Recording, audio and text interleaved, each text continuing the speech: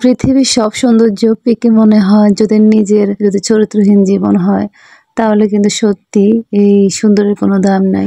আসসালামু আলাইকুম, কেমন আছেন সবাই? আশা করি সবাই আল্লাহর রহমতে ভালো আছেন। সবার জন্য মন থেকে অনেক অনেক দোয়া ভালোবাসা রইল। ওয়েলকাম আমার আরেকটি ব্লগে। এই তো দেখেন শীতের সকালটা দেখছিলাম। সকালটা সব সময় দেখি, বাড়ির চারপাশটা দেখতে অনেক ভালো লাগে আমার।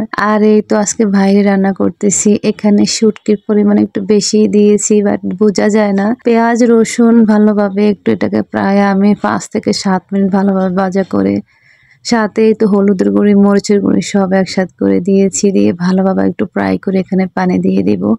খুবই সহজে লোটে শুটকি ভুনা রেসিপিটা, বাট খেতে অনেক মজার হয়। তো এটার মধ্যে আমি পানি দিয়ে দিব, দিয়ে এটাকে ভালোভাবে রান্না করে নেব। খুবই সহজভাবে মাত্র কিন্তু এই রেসিপিটা হয়ে যায়, বাট আপনি কিন্তু অল্প একটু দিয়ে 1 প্লেট ভাত খেতে পারবেন, এতটাই টেস্ট হয়।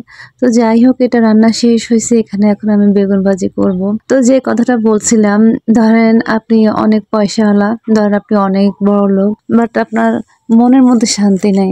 যখন আপনার পিছনের দিকে তাকান, হয়তো জীবনে অনেক ভুল করছেন, তখন যদি মনে হয়, তাহলে আসলে কিন্তু আপনি মনের মধ্যে শান্তি পাবেন না। তাই আমি মনে করি প্রত্যেকটা মানুষের, ছোট থেকে হোক আর বড় হোক, আর সবসময় নিজের চরিত্রটা যেন একদম নিখাত সুন্দর থাকে, সেইভাবে চলা।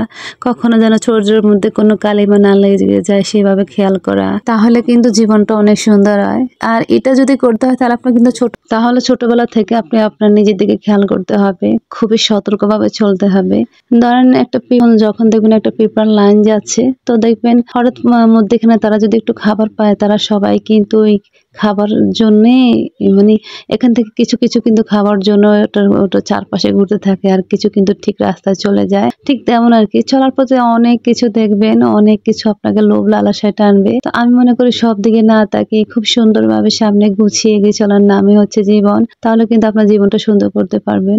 সময়ের সাথে সবকিছু হওয়া দরকার। আমিও খুব ছোট বয়সে বাবা মাকে হারিয়েছি।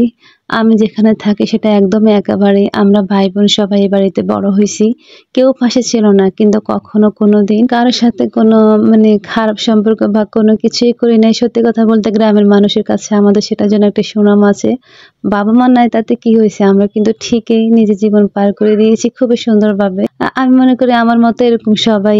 তবে কেউ কেউ যদি ভুল করে থাকেন, তাকে বলবো এরকম ভুল করেন না। তো যাই হোক, কথা কথা আমি কিন্তু অনেক রান্না করে নিয়েছি। এই তো শুটকি রান্না করলাম, তারপর বেগুন ভাজা করলাম, তারপর মাছ ভাজা করে সেটাকে দো পেঁয়াজও করেছি, তারপর আবার এই তো গরুর মাংস রান্না করতেছি। প্লিজ, আমি কিন্তু কাউকে জ্ঞান দিচ্ছি না, জাস্ট নিজের ফিলিংসটা শেয়ার করলাম। আশা করি সবাই শুনবেন, মনে রাখবেন, আর ভালো থাকবেন সবাই। আল্লাহ হাফেজ সবাইকে, আর সবার জন্য অনেক অনেক দোয়া রইল।